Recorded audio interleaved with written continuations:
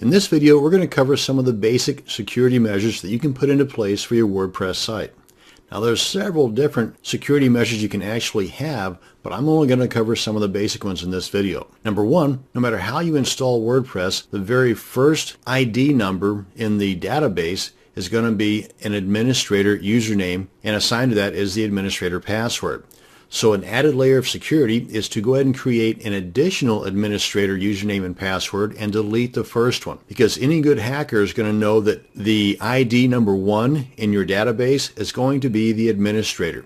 And if they have access to that, then they're going to have access to everything on your WordPress site as the administrator. So let's just go ahead and delete that one. The best way to do that is to create a new administrator username and password, delete the original one so there no longer is an ID number one. Another item is to keep everything up to date. Your WordPress version, your plugins, your themes, anything related to the makings of your WordPress site, keep it as up to date as possible. Now that said, whenever a brand new full version of WordPress comes out, like a 3.8 or a 3.9 or a 4.0, you may want to hold off for at least a few days before you go ahead and upgrade to that brand new full version, because there may be some lingering bugs between that new version and some of the plugins or themes that you have activated on your site. So go ahead and give it a couple of days to let other people encounter those problems and get them fixed before you encounter those problems and have to deal with them. And it's really important to do a full backup of both your files and database on a regular basis. How regular? Well, it depends on how often you add content or how active your site is.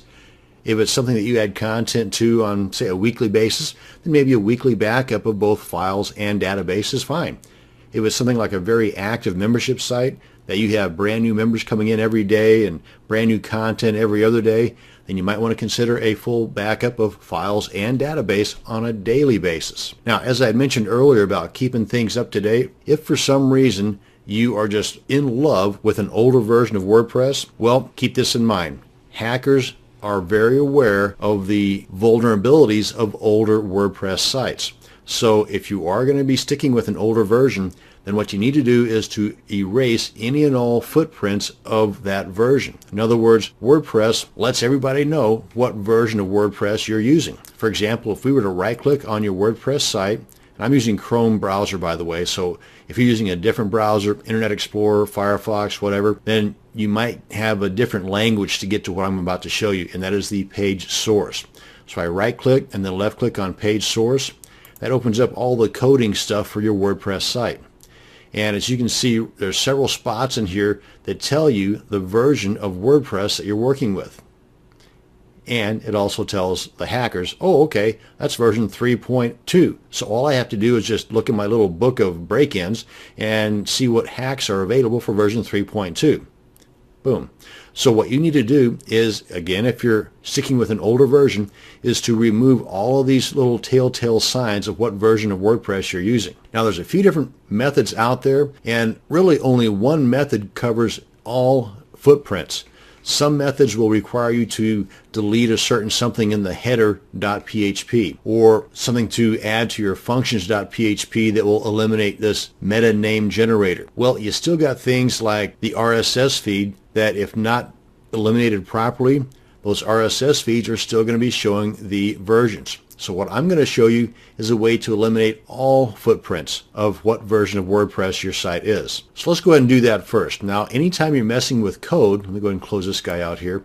Anytime you're messing with code, you really should have access to a file manager through a cPanel type control panel or an FTP client, so you can access these files just in case the edits or the additions to your file that you might be doing inside of the dashboard area. For example, under Appearance, under Editor, you can edit all these files right here, and the function.php file is the one I'm going to be editing. But if we do all this stuff within this page right here, which is just fine, but if something goes wrong, then you're no longer going to have access to this page because you just broke your site. So if that happens, don't sweat it. So long as you have access to these files outside of your WordPress site, like through a file manager in cPanel or through an FTP client, then you're good to go. You simply access that broken file through one of those means and fix the problem. whether it means going to your desktop and uploading the original file to overwrite the broken one, or just fix the broken one. However you do it, you won't be able to do it inside of this page here. So that's why anytime you edit your files or customize your files inside of WordPress, make sure that you have an out. Make sure you have a plan B. Another thing about editing or customizing code, ideally it should only be done in what's called a child theme. But that's the makings of a different video. So for the time being, I'm just going to do all the editing right inside of here. So let's go ahead and tackle that one first. And I'm going to go ahead and open up the theme functions or the functions.php file right here. And I do have my cPanel control panel open right here just in case. I'm going to scroll down to the very bottom of this page to enter the new code. And you don't have to worry about pausing the video and trying to copy all this stuff down. I'm going to include this code along with this video, so it's just a copy and paste type thing. Scroll back down here and then paste. And right here I'm going to click on update file. And by the way, this is theme specific. So if you have a few different themes installed and you do this addition to one of those themes, it's not going to be the same with your other themes. So if you regularly switch from one theme to another, then you want to do the same thing on all the themes. Update file. Nothing's broken. So far so good. Let's come on back here to our front page, refresh the page, right click, and left click on view page source. As you can see, all those items up here where version 3.9 was showing are not showing any longer. So all footprints are gone. So that's probably one of the more important security measures. Again, only if you're accustomed to using an older version of WordPress. If you regularly keep your WordPress site up to date, you really don't need to mess with this at all. So let's go ahead and do the first item I had mentioned, and that's create an additional username.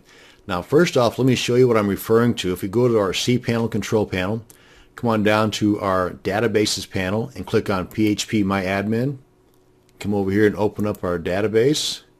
Click on users. You can see right here we only have the one user in here right now, but ID number 1. That's what the hackers are going to see, and they're going to have access to everything that this guy has access to, and this being the administrator, well, they have access to everything. So let's go ahead and eliminate that problem. I'll close this out. Come on back to our dashboard. Come on down to users. Come on up here and click on add new. So let's go ahead and fill this in real quick. And then come on down here. And if you want to send the information to the email address you have entered up here, then go ahead and check that box. But since that's a fake email, I'm not going to do that. But you want to definitely make sure that under role, you've got administrator checked. Click on add new user. Now then, let's go ahead and log out and then log in under this one. And now we're going to log in as the new administrator. Come on back to users. Now you can see since we're logged in as this administrator, we no longer have the delete function here, but we do here. Let's go ahead and click on delete. Click on delete all content. Confirm deletion. Come on back to our cPanel control panel. Go back into our PHP My Admin. Open up that database. Click on our users. Now you can see ID 1 no longer exists, just the one brand new one we just added. And last but not least, we're going to be covering in this video is doing a full backup. Now there's several ways you can do this. There's several plugins that can do this. But remember, whatever you do, what you're wanting to accomplish here is a full backup of the database and the files. So a good way to do this is to, number one, have a folder on your computer that is dealing with this particular WordPress site. And inside of that folder, have another folder titled Backup, so you can have all these things backed up to that one folder. So I'm inside of a file manager here. You can do the same thing through an FTP client. I'm going to go ahead and click on Select All, click on Compress. I'm going to select Zip Archive. Some of these other ones are actually better, but for the sake of this video, Zip's going to be just fine. I want to give it a name, and the name I want to give it is going to be the date for this particular backup. Click on Compress File. Click on Close. Select that compressed file and then click on Download. Navigate to the location where you want that to be. Click on Save, and you have your full backup of just your files. So now then, I'm going to go ahead and cancel out of this and delete this. Now you want the backup of your database. Let's go ahead and close this guy out. Come on back down to our PHP My Admin. I should have done this earlier, huh? Open this up, and you want to make sure that this database is selected. Come on up here and click on Export. and everything by default is going to be just fine. Click on Go. I would go ahead and leave this name exactly the way that it's being downloaded, but I would put this in a folder with the same name of the file backup. So in other words, I would create a new folder. That way you know this particular database backup goes with this particular file backup. Eliminates any confusion 6 months down the line when you need to put these guys back in place because your site got broke. And that's it. That's how easy it is to do a full backup of your WordPress site, both files and your database. Close this out and let's head on back to our website here. Now there are many more security measures that you can put into place to help keep the bad people out, like installing, activating, and configuring the free iThemes security plugin that used to be called Better WP Security, or BWS. But for now, the items that I covered in this video will help keep your site safer than the sites that do not have these basics in place. That's the end of the video on basic WordPress security. Thanks for watching, and you have a great day.